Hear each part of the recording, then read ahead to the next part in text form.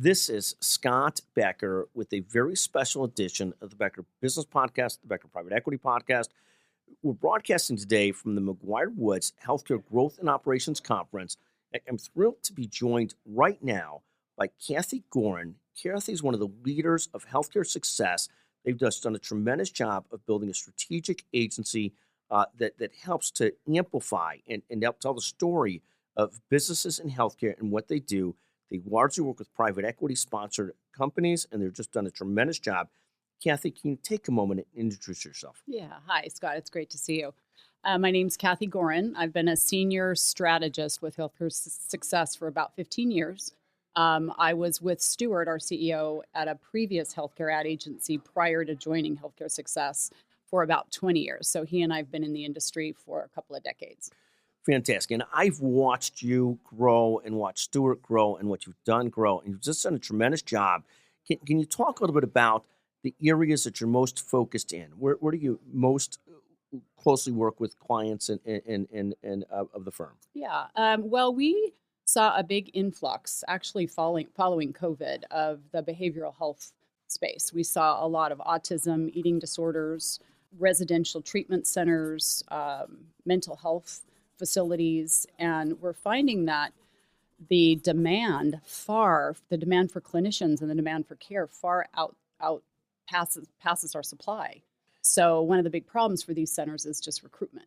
So we come at them from a variety of different strategies.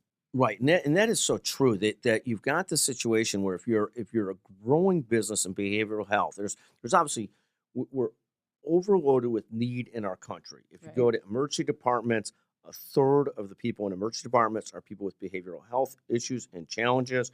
Obviously, there's been an explosion of diagnosis. There's also been an explosion of just need, particularly as the world moves so quickly and there's been so much change.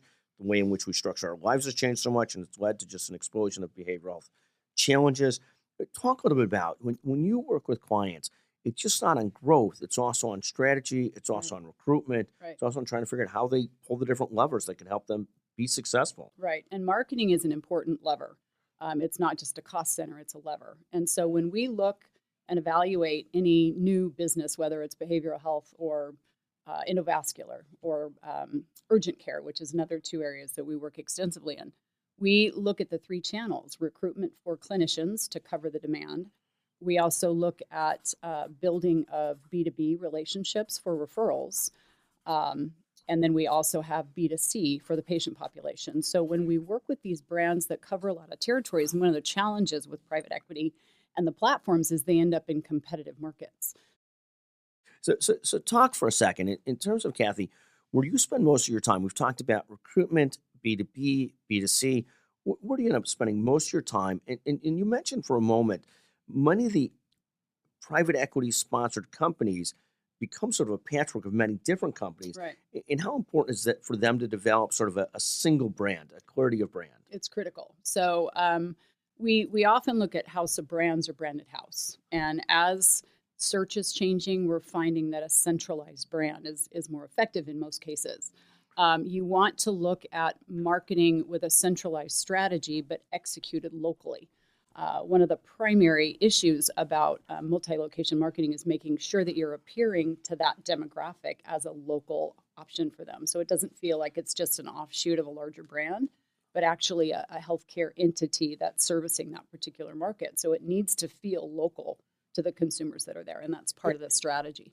And talk about that for a moment, because there's this fine line between standardization, that you're like a Starbucks in every place you go. You know, when you go to Starbucks, it's always the same experience, stuff like that, versus particularly in mental health and in healthcare, having clarity that you're a great brand, but that you've actually got local providers taking care of local people and trying to hit that right balance. Right. How do you think about some of those things? Well, it's critical for that identity. So some of the things we look at are landing pages, location pages, things that are specifically local to them, your Google business profiles, and then obviously AI has completely changed the game. So it's critical that you're optimized for your business profiles, that you're doing everything you can to get into search, because we're seeing zero-click search now. People are passing, they're not getting past the AI overview. So we're finding that 60%, it's been about a 60% drop in website traffic across the country, 30 to 60 depending on the vertical. Wow. But and one of the issues, we just created this really nice tutorial that talks about how AI is impacting search. And one of the things that healthcare is going to always fall under is your money or your life, which is just sort of a Google category. And they look at healthcare differently because of what they're educating us on. It is our money or our life in healthcare. So it's critical that the information is accurate and that it's all following Google's guidelines. That's fascinating. It's so fascinating you mentioned this. One of the stories reported on earlier today was Rolling Stone magazine, which also owns some other magazines, just announced that they're suing Google for exactly what you talked about. Is that people aren't actually getting Google through their summaries, Right. it does the overview, and then people don't actually get to the Rolling Stone pages Right. to Rolling Stone, and they say it's they're cannibalizing their traffic, it's suppressing traffic that people aren't getting to their actual. And if you're a media company, you need that traffic, Right. and if you're any kind of business, you need people to get through to your business Right. and not just get AI'd out where Right. where you're not part of whatever end up being the AI solution. That's a fascinating change in marketing and how you work through it, Completely. particularly for all these people that have done pay-per-click Mhm. marketing or trying to be in front of eyeballs and Right. so forth and so on. Now you get sort of through this funnel where it stops. It's Yeah. almost like with email delivery. At one point, all the emails went through. Now you get it categorized by Apple in the 4 different categories. And if you're in the wrong category, nobody ever says your email. Right. It's really a fascinating change in marketing and how you do it. That is fascinating. It is. Talk a bit about, Kathy. You guys have had tremendous success. I love the energy of yourself and Stuart. It's just really, and it's so important in what you do. Yeah. Talk for a second about what are you most excited about as we head into the end of 2025, the start of 2026? Where are you most focused? I mean, I know you're solving big problems, Right. and where are you most focused and excited? Well, we're definitely, we've got a big initiative within our organization on AI and the different application, because AI is impacting everything from the front end on the phones with AI bots that can answer phones. We're having a meeting on that this week with a client in Houston, all the way through to how they practice medicine. So it's going to completely change not just the healthcare experience, but also what we're able to do, what they're able to do on the back end. I was at your conference a couple of months ago and heard a surgeon talking about embryologists and AI, and that they're able to produce more embryos. So if you just look at Wow. all the swing that it goes up to in healthcare and actual application of healthcare services, from just That's straight amazing. up answering the phone. Yeah, so it's going to impact a lot of areas. And that's why when you say AI, it's not AI as a category, it's AI as a landscape. Right. Essentially. No, 100%. Yeah. There's so many different pieces of it, so Right. many different places. And what's happening is there's like so many different things. As things pick up steam, we all get more used to them. It's like Right. when the iPhone, the smartphones came out, it took a while for all of us to see how we're going to use them Yeah, for so many different acclimate. things. And we start to use apps, start to use these things. With AI, so many of our first experiences were first through just our regular search, and then it was through the ChatGPTs or the Groks of the world or whatever it is that Right. people work on. You start seeing, oh my God, this is getting me answers so much quicker. So I'm Yeah. going to use it. And then people start to understand how that's going to translate to their business. Kathy, you've had this remarkable leadership career. Take a moment on what advice you would give to other emerging leaders. I think it is just staying ahead of the curve, making sure that you are, because another thing on AI, just lapping back to that, is it also impacts analytics and how we evaluate data. So it's critical that you're staying ahead of the curve as far as new technologies, new platforms. We've assembled a whole tech stack, and it took our team quite a while to vet the companies and look at the different partners that we can work with and provide services jointly. Because there's just so many different solutions, and AI has touched so many different categories. And it's important to also figure out how to monetize AI in your business, so you're not getting caught up in the sexiness of the technology and not understanding the direct application. And I think what you said there, so many pieces that are so important, is that you have to pick which solutions you're going to work with, because you can't work with all of them. Right. Because you end up you're just all over the place. Yeah. And so let me go back to a very human question. I've watched you and Stuart maintain tremendous energy for what you do for a very long time. Mhm. I had the great pleasure of being on Stuart and your podcast not that long ago, maybe 6 months ago. And it's really a great experience getting a chance to visit. Great, thank But I've you. been so impressed with Stuart and you over the course of the last 15 years. Yeah. How do you maintain the daily motivation, the energy? How do you keep it interesting to keep on doing what you do?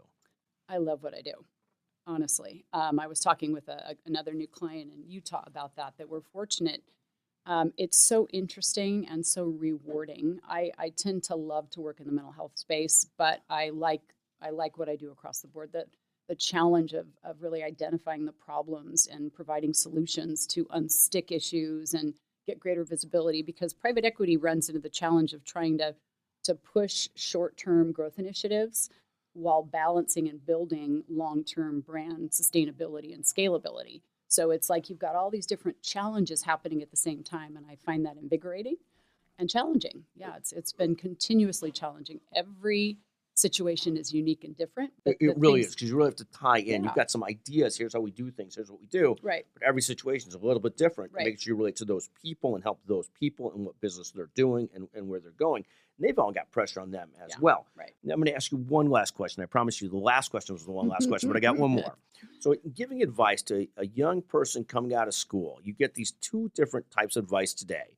You get one broad school thought that says, pursue your passion and you'll figure out money. Others that come from sort of more of the old school, particularly myself, would be, well, you better have a job and then you can figure out your passion. Where is the mindset in that? How do you sort of advise somebody younger about finding an intersection of something they love to do? Because you're fortunate, you love what you do, and you also make a living. Yeah. But somebody coming out of school, pursue your passion or make a living, and I guess it depends what your passion is. I think pursue your passion. I think things have changed, and I was starting to mention my daughter. She just graduated with her degree in psychology, and watching her apply for jobs, it was like she was walking down the yellow brick road. You know, there were all these opportunities, and she ended up taking a job as an equine therapist, which we didn't even realize existed, right? So there are a lot of opportunities for kids now. So they need to find what they love and then figure out a way to make that their path. Yes. But that's fantastic, too, because she's also in a great field where there's so much need today, and you have all these different options, where if you're in other fields, it feels like there's not so many different options, and then trying to find your passion and make a living is more challenge. I think that's fascinating. But what a fantastic thing. And where is she doing equine therapy? In Salinas, California. Oh, beautiful. Isn't that awesome? Beautiful. Yep. And she a lives in fascinating Aptos. place. Yeah, she's just living the dream. So it's great. And equine therapy, you know, when I hear it first, I think therapy for horses, but it's really using horses and therapy with people as a way to work with people utilizing horses. What a fascinating field. Oh, it's incredible. So she was telling me some of her diagnosis and application of the horses, and it just makes so much sense. You know, people who have issues with control or fear of the unknown, and she knows the right horses to put with the right people. And I've seen patients over my lifetime that have only been able to see success and benefit from equine therapy, and there's not that many centers. So fortunately, the center she works at is all Medi-Cal.